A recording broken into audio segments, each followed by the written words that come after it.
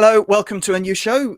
We are putting this out as often as we can on our YouTube channel. And what we are trying to do today is interview writers, actors, directors, creatives within the entertainment industry. Today, I'm really fortunate in that I am joined by a very, very good friend of mine, somebody who I sat down and I tried to work out exactly what I should describe her as, what I should describe her career as. Unfortunately, I ended up with a very, very long list because she is an incredibly skilled person. Ladies and gentlemen, please let me introduce Fiona Angwin. Hi. Hello. So maybe I should leave it to yourself to introduce. If somebody said to you, "What do you do for a living?" Fiona, tell us. What would you answer? Yeah, it is a long answer. I'm a storyteller and puppeteer. I'm a freelance actor. I'm a writer, but I trained in zoology, so I've worked in the museum service. I've worked as a zookeeper, and I am currently still an environmental educator. And I do bat work and bat rescue. And so, yeah, it's kind of a long job title. Oh, well, I build puppets, and I kind of do all kinds of things. But as you alluded to, I think also on my list was Bat Lady. Yeah. Your background is not just in the entertainment industry, though. It's not just in performance. It's not just in drama, I suppose. So would you like to tell us a bit about your sort of origins? You didn't just study drama. You didn't just train in drama. You trained in zoology as well. So do you want to just fill us in a bit about your background, your history? Right. I fell in love with theatre when I was really small. The two shows I remember, particularly when I was kind of 6 and when I was 8, and I got taken on one occasion was to see Oliver, which had a revolving stage, and I was then desperate to have a revolving stage. I could instantly see all the benefits of that. But the other one was Fiddler on the Roof, and the opening number tradition, where you've 4-part harmony, and the mamas, the papas, the sons, the daughters, da da da da da da da, tradition. And I just thought, I have this. I have to do this. I didn't think I have to be up there.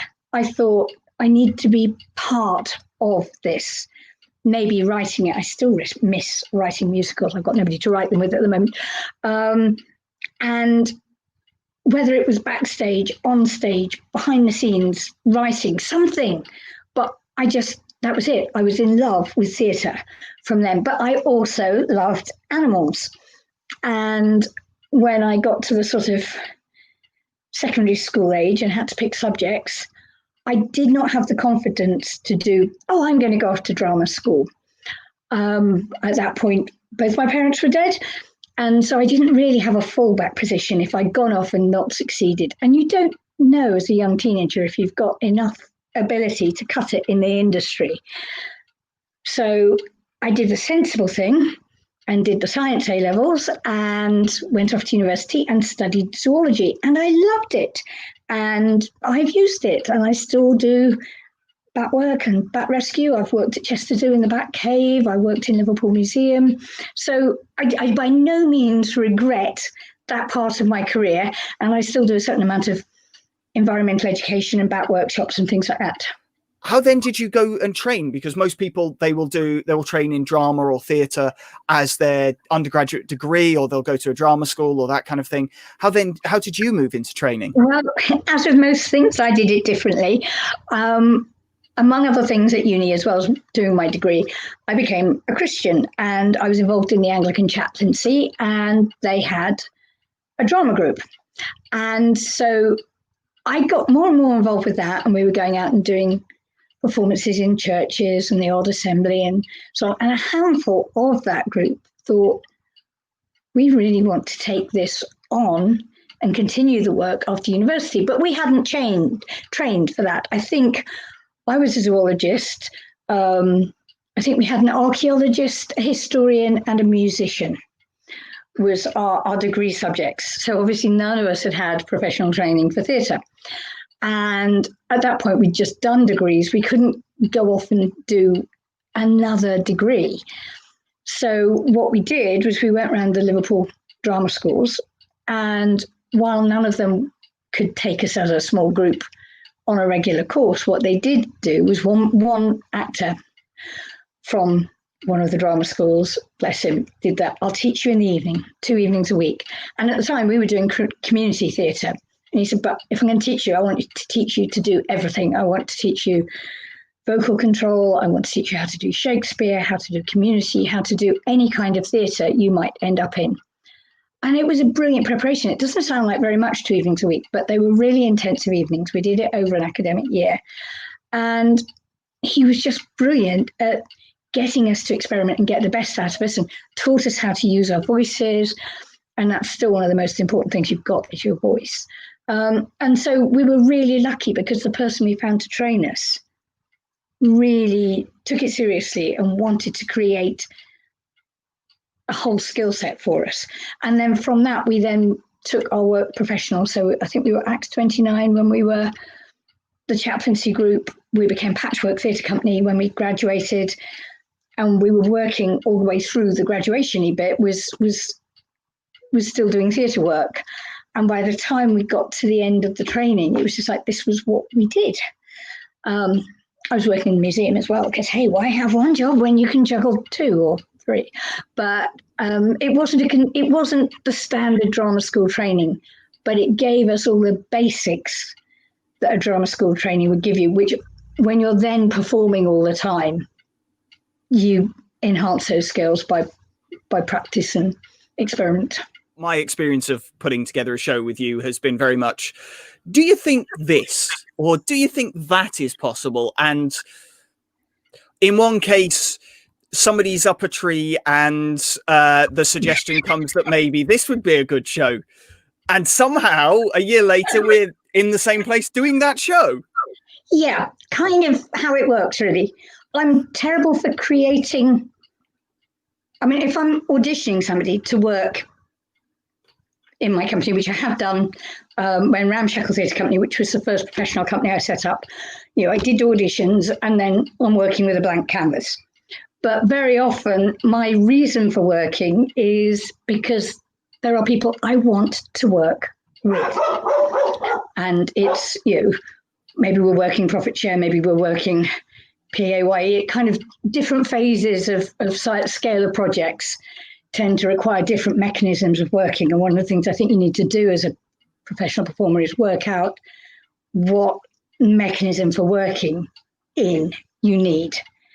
But very often it's just like, Dan and I, Peter Jeffrey Bourne and I toured in another theatre company's show, and we got on so well that we came away within 3 weeks. I was just saying, I've got to do a project with him. I've got to do a project with him. And in fact, I was trying to think of something to do. And in fact, I think Nick Harding supplied the missing piece of that jigsaw puzzle, who you also know, because somehow I managed to buy a spinning wheel on tour, as you do. The first tour I ever did with you was Puckpook's Hill. And after Puck, I became one of those people who sat in a secondhand shop going, that would make a great prop. I don't know for what show, but it would make a great prop. I very much understand where you're coming from with that. Yes. Theatre people, we do tend to look at things and go, how can I use that as a prop? It's wonderful. Yeah, and Nick Harding, and I was thinking about a collection of stories, and Nick Harding said, well, why don't you use the spinning wheel as spinning a story? And that's where Spinning a Yarn came about, which was the first of many tours that Dan and I did together. So it's a combination of people and occasionally bizarre props or an idea, and you just think, I've got to try and make this work. It sounds like a very collaborative process. Is that something that you think is important in theatre, especially with tours like that? Do you think that collaboration and that friendship is an important thing, an important element to it? It is to me. I mean, you were both toured with various companies, and you are in the company of the team or one other person from the team. It can be up to 24 hours a day if you're sharing a room. And certainly, even if it's just the working day, that working day can start at 4 or 4:30 in the morning, get moving, drive the tour vehicle to where you're going, set up, do the show, pack up, next venue, repeat, maybe get home at 7 or 8 at night. and then you're in shared accommodation normally. So at the very least, you're going to be with them from till maybe, I don't know, 10 o'clock at night or 11 o'clock when you keel over. 4 o'clock the next morning, maybe you're up again. So that's an awful lot of time to spend with people. And you do get to the point of thinking, I maybe want to choose who I'm spending that much of my time with. And you need to choose the people that you trust completely and can tour. If you're creating your own work, part of it is that sense of collaboration and working well together and trusting the team that you're working with. I mean, if I go into somebody else's project, that's fine. You take what you're given. But if I'm creating a project, then I really do kind of want to know who I'm working with and what to expect and whether they'll cope with me as well. We should probably talk a bit about Offbook and the shows that we've done together. Because as I said, it has been 8 years now in July, it will have been 8 years that Offbook has been a thing.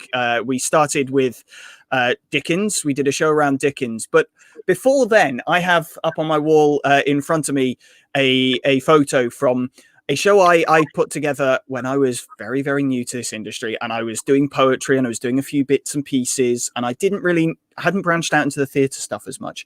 I did something called Bite Size Bard, which was this attempt at you can do Shakespeare without the costumes, without the props, and it doesn't need to be this big, massive thing that people are afraid of. And then you came to me and you said, do you think we could do something like that for Dickens? Well, I love doing the Shakespeare one with you. And that's it was just a logical progression, really, if you're doing the classics. So I know what my abiding memories of that show is, but for the audience, and I suppose for me as well, what are your sort of memories of that, of creating that project, that first show that we did together as a creative team, I suppose?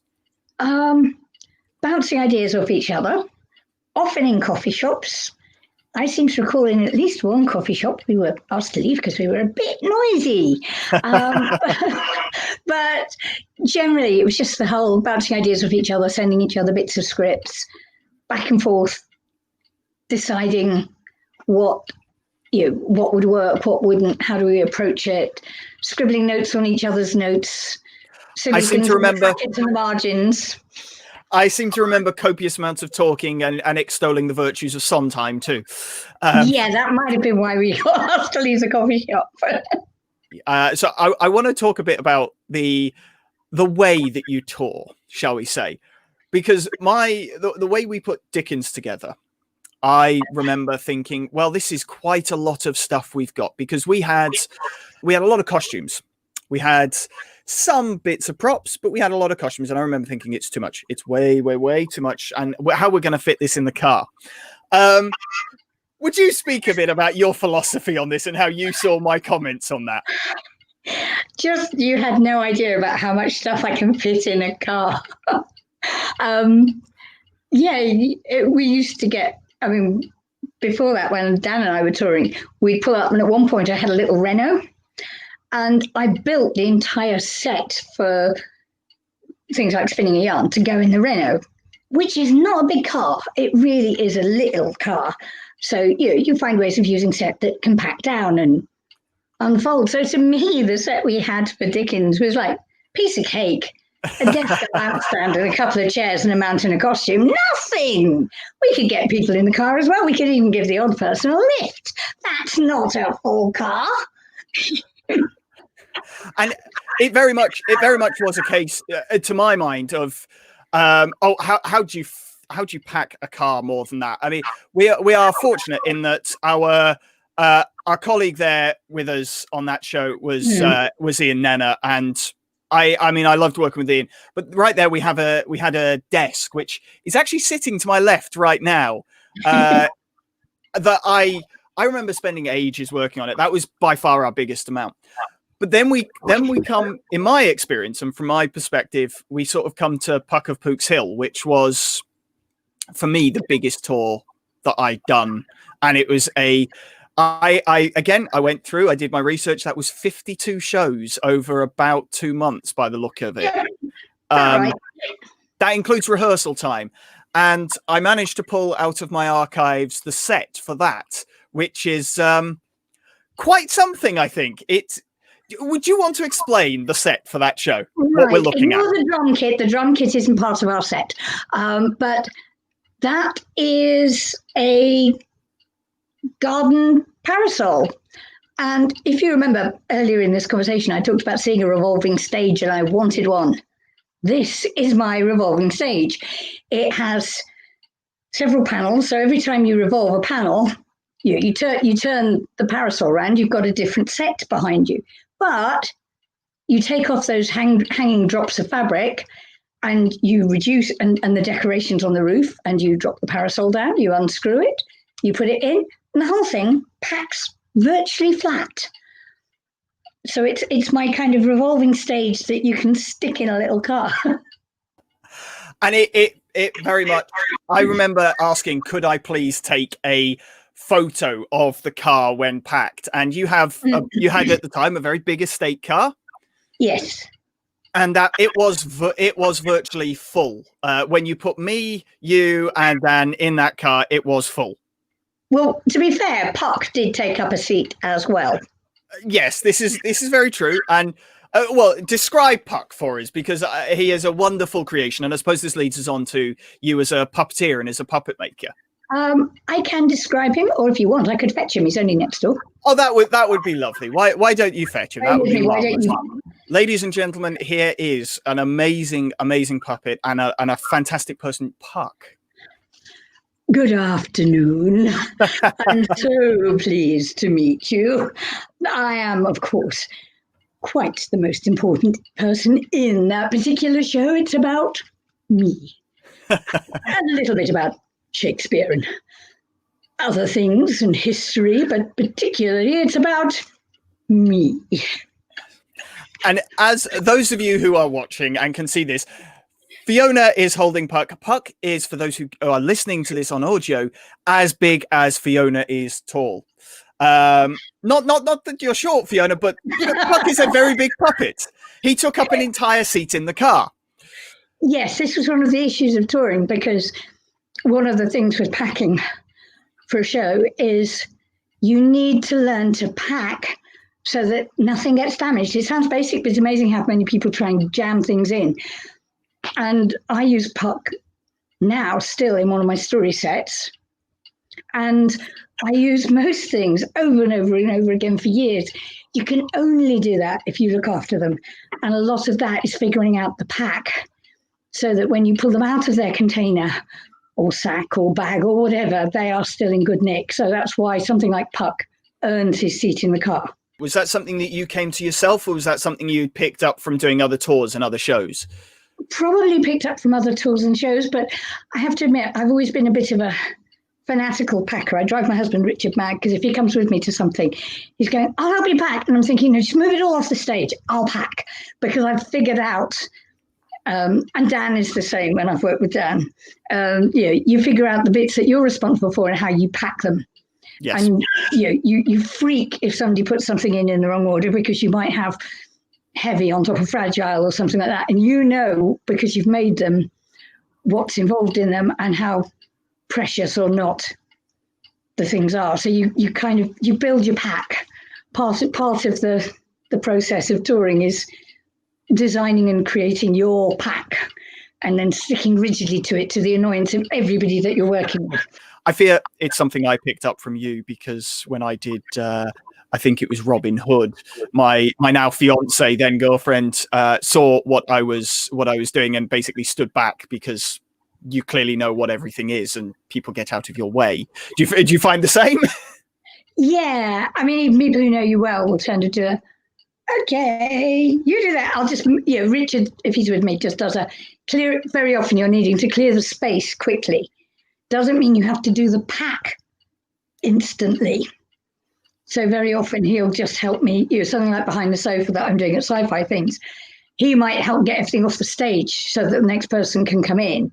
And then I'm in a corner doing the pack, which you can do methodically and then get it all out to the car or somewhere else. But the clearing the stage, it's handy to have help with everything else you kind of have to do yourself. And unfortunately, Puck, a rather large and magnificent creature, is Thank not you. necessarily as able to pack down. But how He just does it. how long does it take you sort of working with puppets and creating puppets then? It does depend on the puppet. I mean, Puck, who's full size, I think it took me 3 or 4 weeks of not just working days, but days, evenings, late nights, weekends. So, he probably represents the best part of a month of hours. Fairly flat out. He was quite a big build. So sometimes something can be big, but not that intricate. Other times it's really detailed. So anything big, you probably reckon about 3 full weeks on, like some of the dinosaurs that we used in Great Victorian Dinosaur Hunt. They tended to be a sort of 3 week build. Yes. Whereas there are other smaller things where you can look at it and adapt quite quickly, and it might only be like 2 or 3 days work. But generally, most puppets are going to be at least a week, and some of them are going to be more like 3 weeks of flat out. I was going to say, noticing you putting the puppet down there, I do have memories of how tired during rehearsal arms get. Puck is, yes. Yeah. So I have a question then for you that I realized doing my pre-show planning, I don't know the answer to. How did you get started making puppets and using puppets in your shows? There was a stage when I was working with Jeff Foster and we were doing schools tours as Ramshackle Theatre Company. And we started using, we were doing stuff for children and for schools. And we started using the odd puppet. And that was great. And then when Diana and I started working together, we started doing things that were more like collections of stories woven in. And if you were going to do that, you needed a lot of characters. I remember, Tattered Tales, I think I was 11 characters. And so, you can do some of that with costume changes and you can do some of that with puppets. And gradually using more and more puppets. And then you start thinking, but I need one of these. And you realize that nobody makes, for instance, if you need a Medusa, nobody makes Medusas. So then I needed to make a Medusa. And gradually you start building. And then you build more and more and more. I now have a puppet room, and I have to say now you can't see the floor in it at all. I mean, since you were last here, it's filled up completely because I've added Welsh Tales and I've added Behind the Sofa at the Sci-Fi Show. And now it's just wall-to-wall stacks of puppets with Parasaurolophus on top so he doesn't get damaged, because he's a total pain to get in and out of the attic. So as he's in Behind the Sofa, it's easier to keep him. So how does working with puppets differ from other non-puppet inclusive shows? You've kind of got more control because basically everything the audience are hearing is you. The thing I found really interesting is I've never had children in the audience, or actually generally adults in the audience, saying, "Oh, but I can see your mouth move." Or anything. People will accept the fact that I am voicing me and I am voicing the puppet. I'll use a different voice for the puppet, but I don't pretend. I'm not a ventriloquist. I don't pretend I'm not speaking. And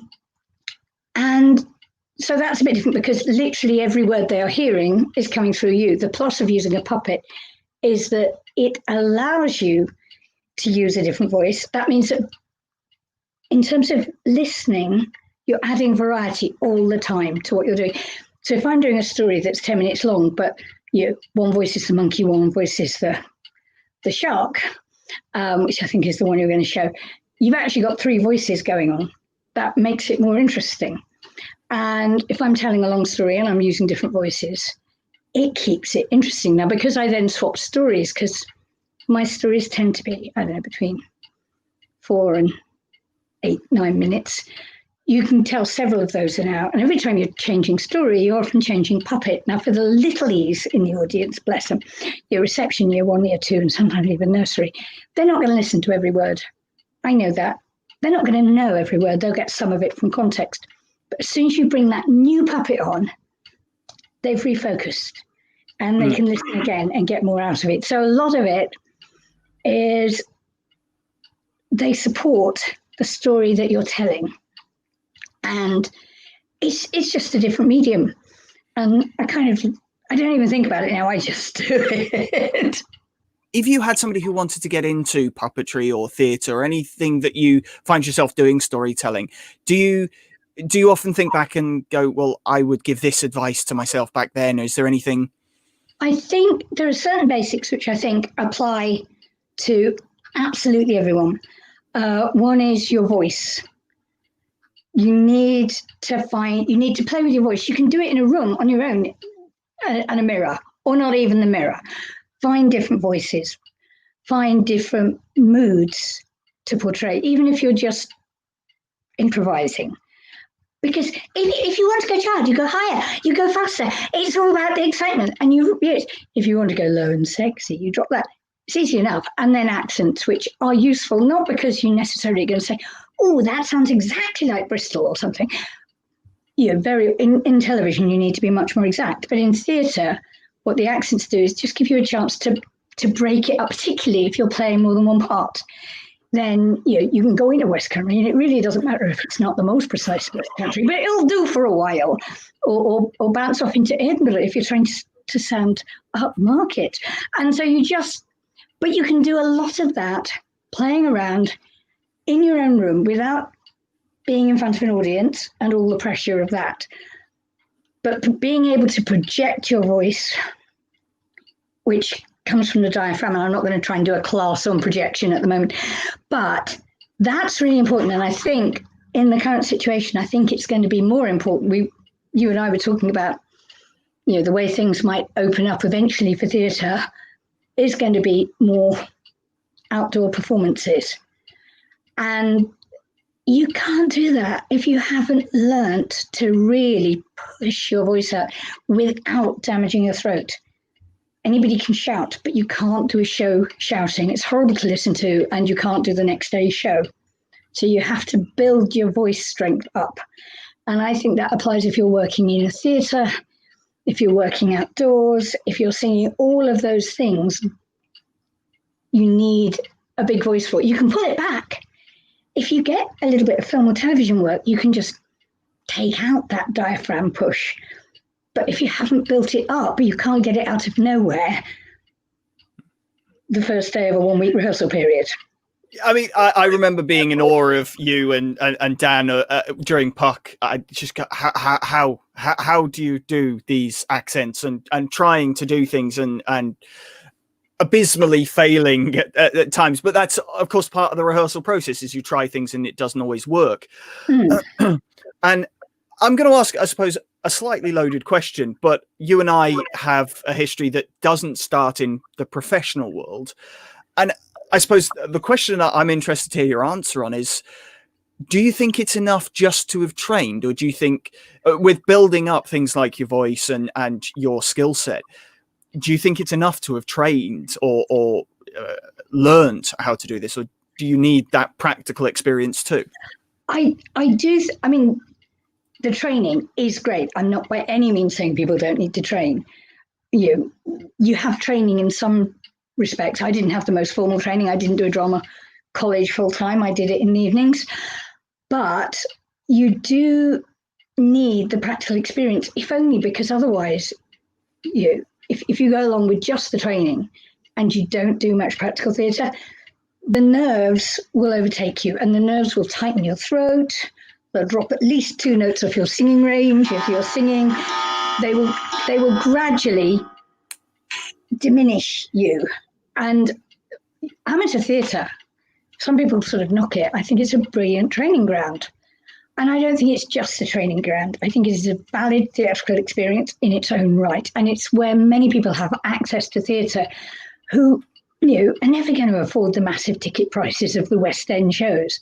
But they can go and see something locally with an amateur cast within their budget, and they're still getting something. I'm passionate about amateur theatre as well.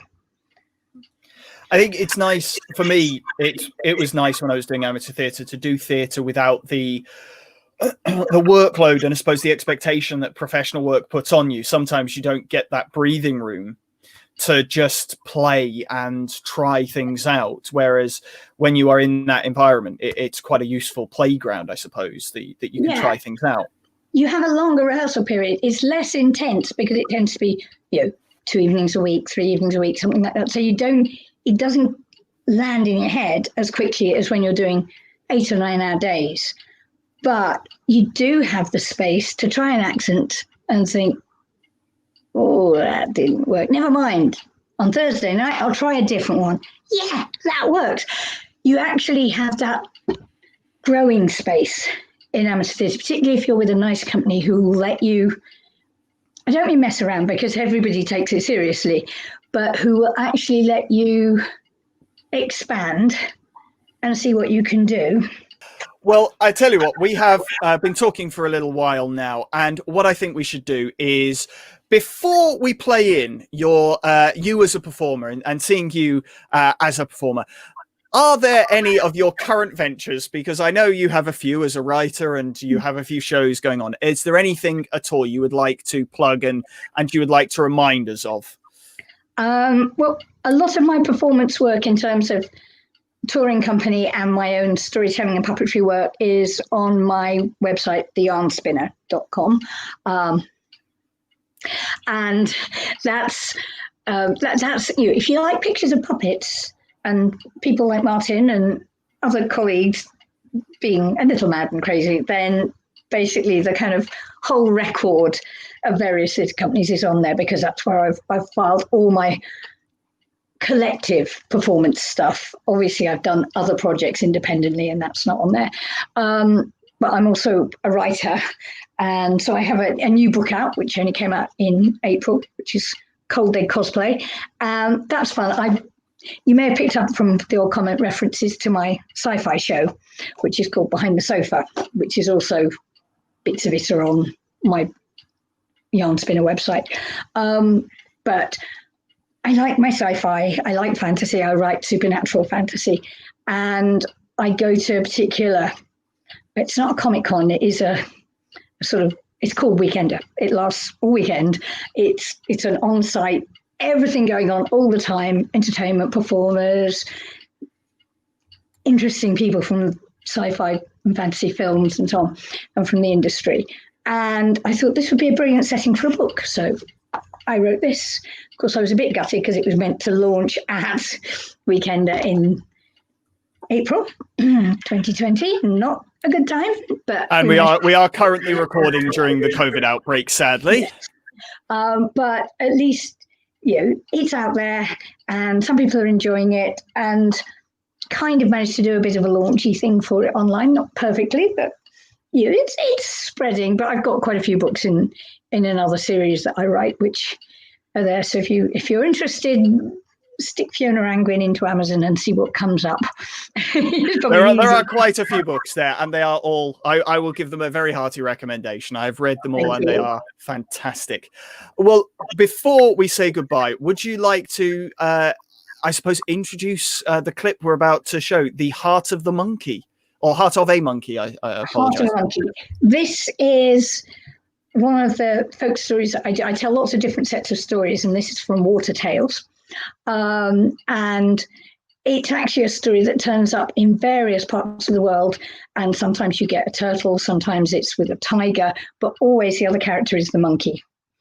And monkeys are always slightly trickstery, and this is one of my favorites, partly because the monkey is so expressive.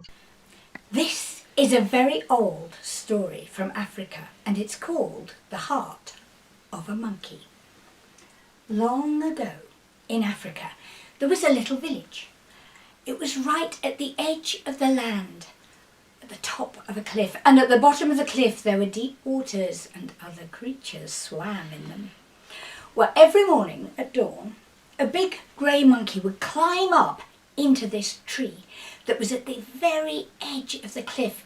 Half of its branches hung over the village, half hung over the water. And the monkey thought that the fruit in this tree was the best fruit in the jungle. Well, one morning at dawn, when he'd come to get his breakfast, he was in the branches that hung over the sea and looking down. he saw somebody looking up at him, and the somebody said, "My dear fellow, would you be so kind as to throw me down one of those sweet things you're eating? I've had nothing but fish for 50 years. I'm sick of the taste of salt." Well, the monkey was a very kind fellow, so he threw a piece of fruit down to the shark, and then he said, "I've got to go home now, back to my wife and family in the jungle, but I'll be here at dawn tomorrow if you like. I can throw you more fruit then." And away he climbed out of sight. As soon as he was gone, the shark spat out the fruit. Sharks don't eat fruit. They eat bigger, meatier, monkier things when they can get them. And the shark had a plan. Every morning at dawn, the monkey came to the fruit tree, had his breakfast and threw fruit down to the shark, who spat them out when the monkey wasn't looking. And every morning they talked. Monkey talked all about his home in the jungle, his wife and his family. Shark didn't listen. Shark talked all about his beautiful underwater home, how it was made of coral and mother of pearl. Monkey listened. Monkey really listened. And when the time was right, the shark said, "My dear fellow, you've been so kind to me, and I have nothing here to give you in return. Why don't you come and visit my home with me? If you see something you like, you can have it as a gift." "Oh, I'd love to," said Monkey, "but I'm scared of getting wet." "That's all right. I'll keep you dry. You can ride on my back. You can trust me." What do you think? Should the monkey trust the shark? No. But Monkey was a very trusting fellow.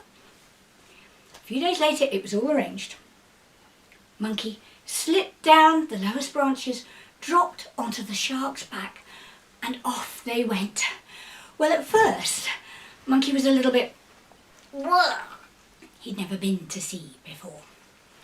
But after a while, once he got used to the movement of the waves, the water, it was wonderful. There were different birds up in the sky, brightly coloured fish just under the surface of the water. He was having a marvellous time. When they'd been travelling for about 4 hours, the shark said, "My dear fellow, I should tell you, just before we left, I got a message to say my king, the king of the sharks, is sick. The only thing that will cure him is the heart of a monkey." There was a long pause as Monkey realised he'd been tricked. But although he was too trusting about going with the shark, he wasn't stupid, so after the pause he said, "What a pity you didn't tell me before we set out. I'd have brought my heart with me." "What do you mean, brought your heart with you?" said the shark. "Everyone has their hearts with them, inside their bodies." "Not monkeys. We always leave them behind if we go on a journey. I told you I didn't want to get wet. Well, I especially didn't want my heart to get wet, so I left it on the tree before we set off. But I can't wait to see your wonderful underwater home. Carry on!" Well, if the monkey had been asking to turn back, the shark would have been sure this was all a trick, but here was Monkey wanting to proceed with the journey. As far as the shark thought, that meant that Monkey was really stupid. He must have realised by now that the shark was planning to eat him and feed his heart to the king of the sharks. So he was probably telling the truth. He'd be too stupid to tell a lie. Well, it was the shark who insisted that they turned back and went all the way back to where the branches from the fruit tree hung over the water. And the monkey scrambled up into the branches and said, "I just need to have some fruit and a bit of a sleep before we set off again, and I'll fetch my heart." He climbed up out of sight. And the shark swam round at the bottom of the cliff, and the shark swam round at the bottom of the cliff, and the shark got bored. "Monkey, Where are you? We've got a journey to go on. Monkey woke up and looked down. Are you mad? Do you honestly think I'm going to go with you a second time? Now I know you want to eat me and give my heart to your king. I'm staying where I belong, in this tree. And my heart is staying where it's always been, inside my body. And there was nothing the shark could do about it. Fiona, thank you very much for joining me on this the sort of pilot episode of what we're trying to do here. Just a reminder, where can people find your website? My storytelling and puppetry performance one is theyarnspinner.com. And the name of your book and where they can find that? The latest one is Cold Dead Cosplay. It's on Amazon. But if you stick Fiona Angwin into Amazon, you'll also get all my other supernatural fantasy novels and folk tales and everything else I've got out there. It's fine. And you can find more about the shows that we've both done. And of course, this show at offbook.co.uk, which will be the website that this show is going up on our YouTube channel as well, Offbook's new YouTube channel. With any luck, there might be theatrical performances up there one day. I can only hope. That would be wonderful, wouldn't it? For now, thank you very much for joining me, though, Fiona. It's been fun. Thanks, Martin. And to everybody else, thank you very much for listening. Bye.